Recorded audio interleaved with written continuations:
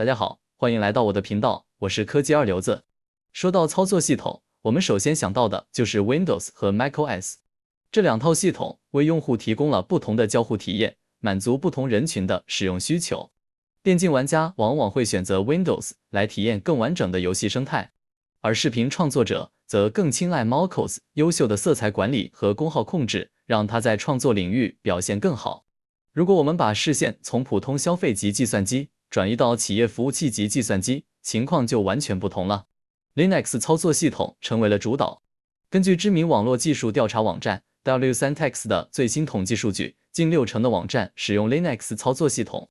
除此之外，我们所使用的安卓手机底层使用的也是 Linux 内核。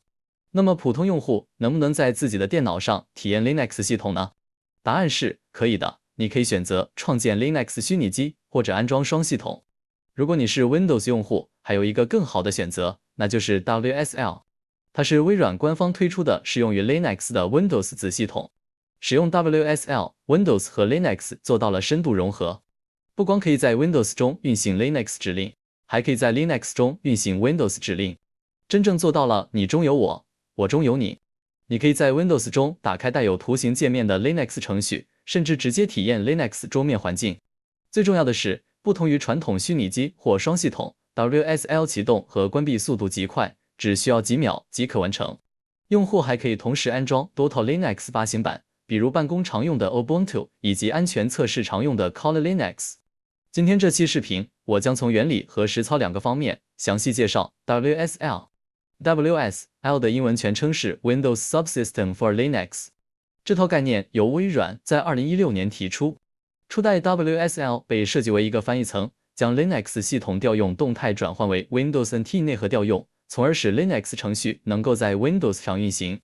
然而，这种翻译层架构缺少真正的 Linux 内核，使得 Docker 等依赖 Linux 内核的软件无法正常运行。为了解决这一痛点，微软在2019年推出了 WSL2。这一次底层架构发生了根本性改变。WSL2 使用 Hyper-V 轻量级虚拟机，替代了原有的翻译层，虚拟机中运行着一个定制版的 Linux 内核。这改变带来了显著的性能提升，实现了接近真实主机的操作体验。WSL2 与 VMware 等传统虚拟机不同，它启动时没有 BIOS 硬件初始化过程，它的内存和硬盘状态是预先初始化好的。当启动 Linux 时，系统所做的只是解冻这些预初始化的资源。这种类似随时待命的休眠机制，使得 Linux 实例可以在短短几秒内快速启动。记住 WSL2， 用户可以安装并运行多个独立的 Linux 发行版实例，这些实例实际上共享同一个底层 Linux 内核。接下来，我将围绕 WSL2 详细演示 Linux 实例的安装和使用过程，包括运行 Linux 图形界面程序以及桌面环境的使用。我们来到 Windows 电脑上，安装最新版 WSL2 有一个先决条件，必须使用 Windows 10.19041或更高版本，或者 Windows 11任意版本。如果你正在使用 Windows 时，需要先检查版本号。我们按下快捷键 Windows+2， 打开运行窗口，输入 WinVer， 点击确定，在弹出的窗口中查看内部版本号，确保大于19041。如果不满足要求，需要先更新 Windows， 或者采用旧的安装方式，可以参考微软官方文档。确认之后，我们点击底部搜索栏，搜索 CMD， 打开命令提示符。Windows 11中 CMD 通常会在新版终端中运行，看起来更现代。现在我们输入 WSL install， 按回车。这条命令会自动帮我们下载并安装最新版 WSL2， 同时安装一个 Ubuntu 作为默认发行版。接下来需要我们设置用户名，建议使用英文小写，然后设置登录密码，再确认一次密码。当看到刚刚设置的用户名和主机名时，说明 Ubuntu 已经安装完成。我们点击顶部的下拉菜单，如果没有看到 Ubuntu， 先关闭 CMD， 再重新打开，就可以看到 Ubuntu 入口，点击进入，就可以使用 Linux 命令行了。在 CMD 中也可以直接输入 WSL， 快速进入 Linux， 输入 Exit 可以返回 Windows。记住 WSL， 我们可以实现 Windows 和 Linux 文件互通。打开文件资源管理器，在左侧找到 Linux 入口，进入 Ubuntu 文件夹，可以看到 Linux 文件系统。打开用户目录后，可以直接用 Windows 记事本打开 Linux 文件。也可以使用 Ctrl+C、Ctrl+V 实现跨系统复制文件。Windows 到 Linux 同样支持复制粘贴。在 CMD 中输入 WSL list verbose， 可以查看当前 Linux 实例状态。可以看到 Ubuntu 正在运行，且使用的是 WSL2。我们可以使用 WSL update 更新 WSL， 使用 WSL shutdown 关闭所有实例，也可以用简写 WSLLV 查看运行状态。对于中国大陆用户，建议在安装 Linux 软件前，把软件源换成国内镜像，比如清华大学镜像站，以提高下载速度。接下来演示换源过程，其他地区的朋友可以跳过接下来这段操作。首先运行 LSB release 来查看系统版本号。如果版本号大于 24.04， 运行上方展示的指令；如果小于 24.04， 则运行下方展示的指令。运行这些指令后，我们就成功将软件来源调整为清华大学镜像站。换源完成后，我们来安装，并使用带有图形界面的 Linux 软件。首先需要更新包管理工具，然后我们更新软件包，输入 sudo apt update。更新完成后，可以安装文本编辑器，输入 sudo apt install GNOME text editor y， 然后使用 GNOME text editor 文件路径，打开文件，在安装文件管理器，输入 sudo apt install Nautilus y， 运行 Nautilus， 即可打开文件管理器。接下来安装一些小工具，输入 sudo apt install x11 apps y， 安装完成后可以运行 xcalc 计算器、xclock 时钟、Zeiss 眼睛程序。这些图形界面程序依赖 WSLG。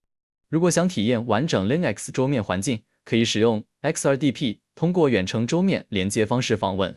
需要注意的是 ，WSLG 和 XRDP 是两套不同方案，不能同时使用。开启 XRDP 前需要关闭 WSLG， 配置完成后重启 WSL， 输入 WSL shutdown， 然后重新启动 Linux。接着安装桌面环境，输入 sudo apt install Ubuntu desktop GNOME y。再安装 XRDP， 输入 sudo apt install XRDP y。如果遇到无法解析地址的问题，可以先执行 sudo apt update 或重启终端再试。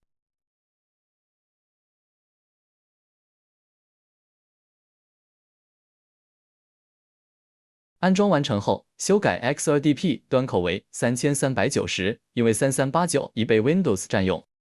改好之后，分别运行这4行指令，对我们的桌面环境配置文件进行更改，之后运行这2行代码，保证 XRDP 已经重启并运行。完成后，打开远程桌面连接，输入 localhost 3390，连接 Ubuntu 桌面环境。输入用户名和密码后即可进入桌面，可以打开 Firefox 测试网络访问，一切正常。接下来演示多系统安装。在 CMD 输入 WSL list online， 可以查看可用发行版，例如 Kali Linux 可以安装，这是一个黑客必备的 Linux 发行版。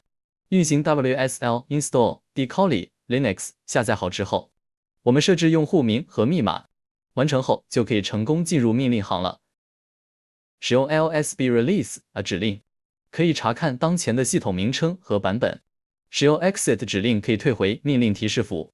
现在我们来使用 WSLLV， 列出所有安装在本地的系统实例。注意到有 Ubuntu 和 Kali Linux 2个实例。